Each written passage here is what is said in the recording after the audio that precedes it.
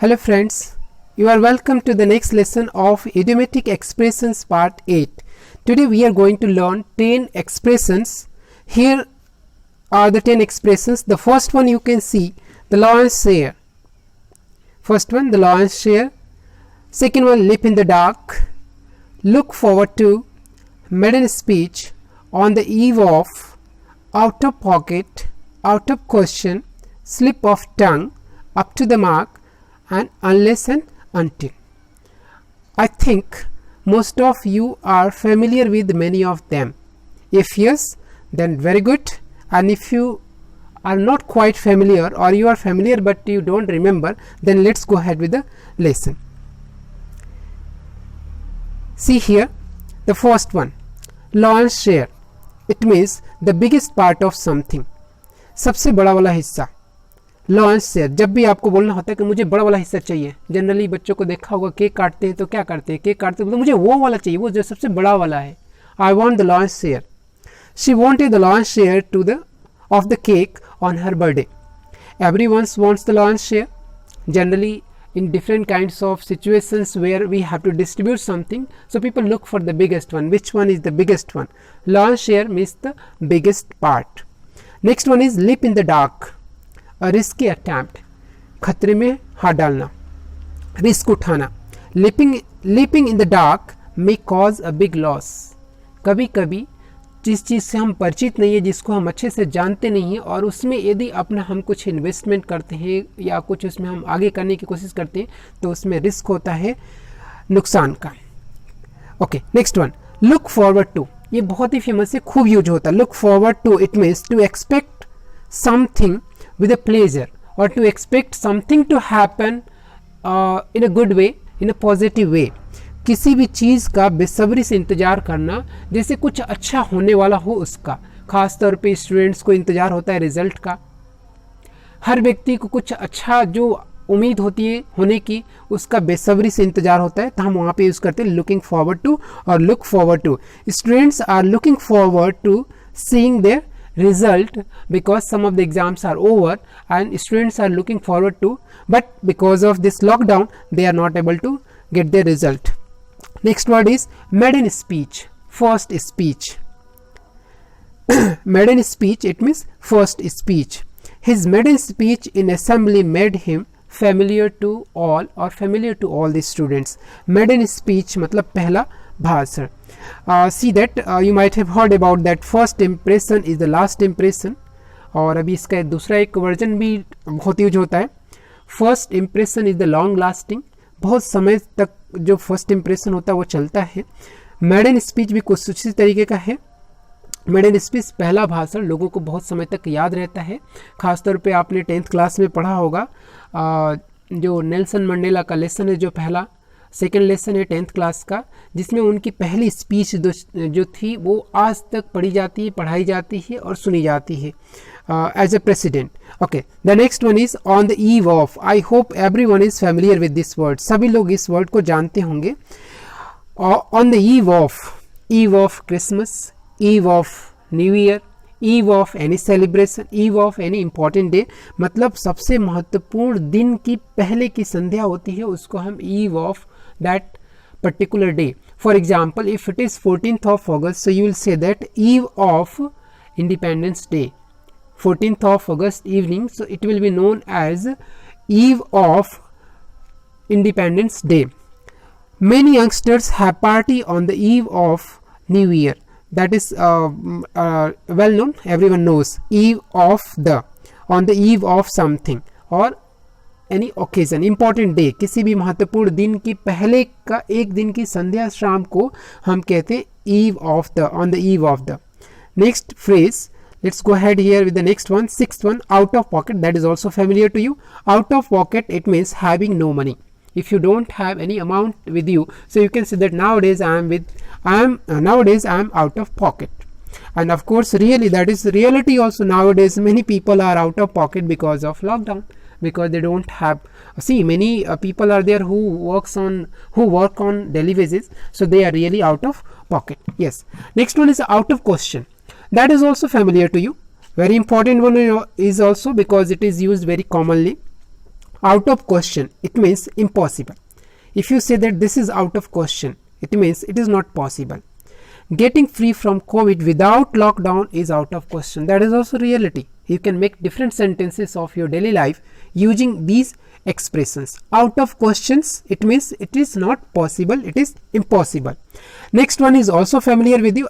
See, again and again I am saying that familiar with you because I hope that these are so common that everyone knows such kind of expressions and they use also, and I wish that you also should use such expressions in your daily conversation. Slip of tongue, error in speaking, and that is common with everyone. Generally what goes in our mind, sometimes it comes on our lips also. So slip of tongue causes embarrassment. Sometimes something is going in our mind, we don't want to mention that one, but all of a sudden it comes in a different way, so we say that slip of tongue. That was slip of tongue. Slip of tongue causes embarrassment. Juban fisalna. Sorry for those learners, those who go through thoroughly English, so they will understand better, but sometime in Hindi I mean switching Hindi and English is very difficult, but I am trying to make it in Hindi also so that you can understand better. See, again I am speaking in, I want to try to speak in Hindi, but it is quite okay, anyway, leave it. What I was talking, slip of tongue, जुबान फिसलना, मुंह से कुछ निकल जाना जो आप intention नहीं था लेकिन आपके मुंह से निकल गया, ऐसे वर्ड्स, ऐसे जो एरर होती है उसको हम कहते हैं slip of tongue. The next one is up to the mark. Up to the mark मतलब उचित स्तर का या उचित स्तर तक. Up to the required standard. Your performance is up to the mark, it means सही था, ठीक ठाक था, बढ़िया था. And if you say that your performance was not up to the mark, मतलब कि अभी उसमें कुछ कमी थी, इसमें और सुधार की जरूरत है और अच्छा करने की ज़रूरत है. ये अक्सर टीचर्स यूज करते हैं अपने स्टूडेंट्स के लिए. This is up to the mark, this is not up to the mark, you need to work hard, और that's okay, it will work. Such way we use. And the last one is very commonly used unless and until. जब तक कि ना, जब तक कि ना. He will come to part. He will. Here is one mistake is there. He will not come to the party unless and until you invite him personally. So here please correct it here. One thing is here, instead of will come, you have to use will not. He will not come to the party unless and until you invite him personally. Unless and until you call me, I will not come. Unless and until you come here, I will not help you. Unless and until he works hard, he will not get success. So this way we use different kinds of expressions in our daily life. Here you have to make many sentences with the help of these expressions. Then I think you will have command on using these expressions. मैं कुछ ज़्यादा ही English बोल गया हूँ, तो थोड़ा सा मैं हिंदी में भी एक बार कोशिश करूँगा कि इन सबको एक्सप्लेन कर दूँ.